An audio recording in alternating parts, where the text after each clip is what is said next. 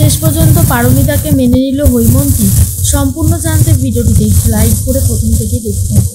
গল্পের শুরুতেই দেখা যায় লাবু কথা বলতে থাকে রুদ্রর সাথে আর বলে, তুমি কেন মাকে এইসব কিছু বোঝাচ্ছ বলো তো? কেন এই জিনিসগুলো করছো? মা তো চাইছে নিজেকে ঠিকঠাক করতে, তুমি যদি তার মধ্যেখানে মাকে এইরকম কথা শোনাতে থাকো তাহলে একটা সময় গিয়ে মা তো আর কখনোই রায়চৌধুরী বাড়িতে ফিরে যাবে না। তোমার কি কথাটা কানে যাচ্ছে না রুদ্র? রুদ্র তখন বলে, দেখো আমি কিছুই বলিনি, তোমার মা নিজে থেকে যেটা ভাবছে সেটাই করছে। আর এই যে ফুলকি, তুমি যা শুরু করেছো তাতে আমার আর কিচ্ছু বলার নেই। অন্যদিকে দেখা যায় জেঠুমণি চলে এসেছে। ফুলকি তো আগেই চলে এসেছিল আর বাকিরাও সবাই চলে এসেছে।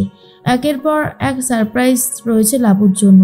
সবাই এসে বলে, সত্যি লাবু, আমাদের যে এইভাবে আজকে ডাকবি এটা তো আমরা ভাবতেই পারিনি।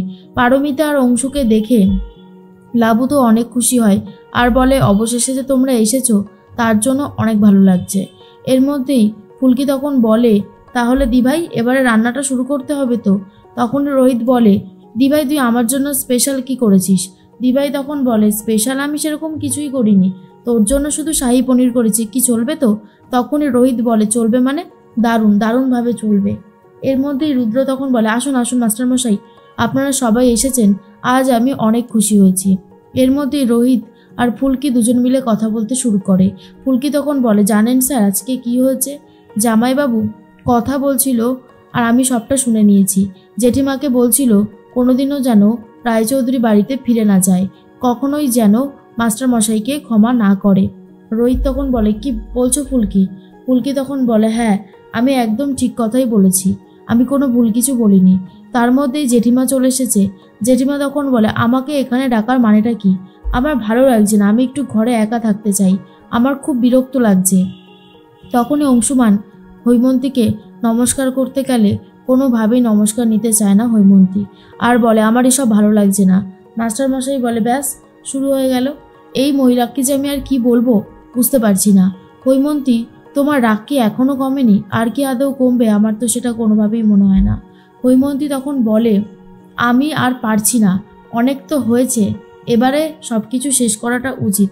মাস্টারমশাই, আমার আর ভালো লাগছে না, আমার জীবন থেকে সব কিছু চলে গেছে, আমি আর রায়চৌধুরী বাড়িতে ফিরতেও চাই না। এর মধ্যেই পারমিতা খুব কষ্ট পায়। হৈমন্তীর এই ব্যবহারটা কিছুতেই মেনে নিতে পারে না। ফুলকি আর লাবু দুজন মিলে গল্প করতে থাকে।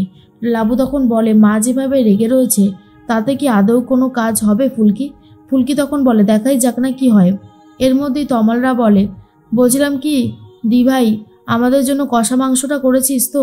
লাবু তখন বলে, এই কষা মাংস আমি একদমই পারি না, ওটা তো ভালো করতে পারে মা, মাকে বল না তোদের জন্য গিয়ে করতে, সব কিছু রেডি আছে। তখনই তমাল বলে, ও জেঠিমণি, তুমি একটু করে দাও না গো, তুমি তো এটুকু করতেই পারো, বলো। জেঠিমণি তখন বলে, আমি তো তোমাদেরকে ডাকিনি, ডেকেছে তোমার দিভাই, তোমার দিভাইকে বলো এসব করে দিতে, আমি বাবা এসবের মধ্যে নেই। এর মধ্যেই ফুলকি তখন বলে, জেঠিমা যদি এভাবে না শোনে তাহলে অন্য একটা ব্যবস্থা করতে হবে, যেভাবেই হোক না কেন সেই ব্যবস্থাটা আমায় করতে হবে।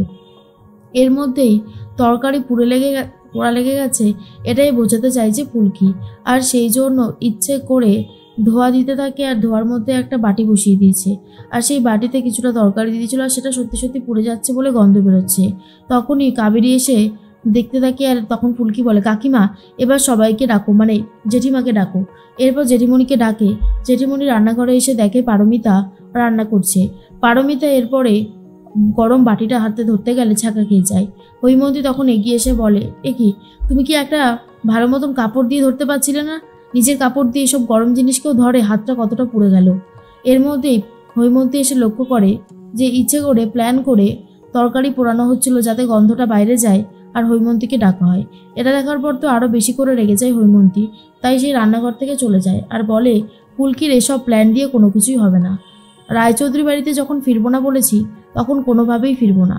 আর এর মধ্যে মাস্টারমশাই বলে, এই মহিলাকে বোঝানোর কারোর স্বাদ নেই, আমি খুব ভালো মতন বুঝতে পারছি সাধ্য কারোর নেই। শোন ফুলকি, তুই আর এসব নিয়ে মাথা ঘামাবি না, আজকে সবাই মিলে আনন্দ করতে এসেছিস, সেটাই কর, সেটাই খুব ভালোভাবে কর, আমি বলছি এসবে থাকিস না, এসব ফালতু ঝামেলার মধ্যে থেকে নিজেদের টাইমটা ওয়েস্ট করিস না। পারমিতারও খুব খারাপ লাগে। তখনই লাবু বলে, কাঁদিস না পারো, একদিন দেখবি সব ঠিক হয়ে গেছে, মা তোদেরকে মেনে নিয়েছে। সেই দিনটা আসতে আর বেশি দেরি নেই।